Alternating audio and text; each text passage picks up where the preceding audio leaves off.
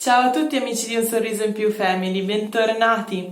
Io sono Angelica, come sempre, e oggi torniamo con la lettura del nostro libro, in particolare l'8° capitolo, che si intitola Zorba inizia a tener fede alle sue promesse. I 4 gatti balzarono dal tetto al balcone e capirono immediatamente di essere arrivati troppo tardi. Colonnello, Diderot e Zorba osservarono con rispetto il corpo senza vita della gabbiana, mentre Segretario agitava la coda al vento per farle perdere l'odore di benzina.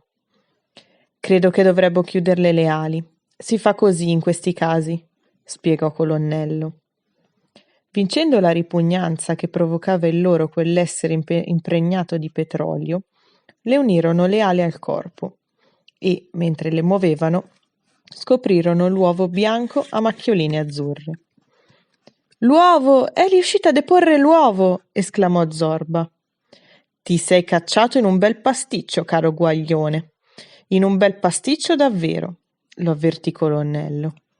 «Che farò con l'uovo?» chiese Zorba, sempre più angosciato.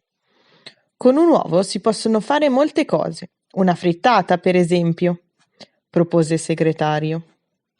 «Oh sì, uno sguardo all'enciclopedia ci dirà come preparare la migliore delle frittate.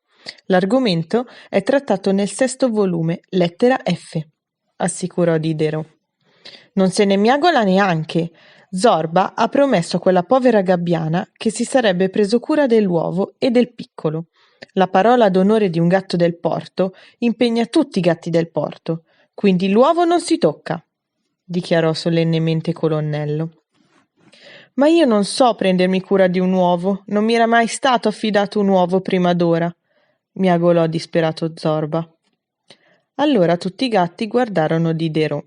Forse nella sua famosa enciclopedia c'era qualcosa al riguardo. «Devo consultare il 21° volume, lettera U. Sicuramente c'è tutto quello che dobbiamo sapere sull'uovo.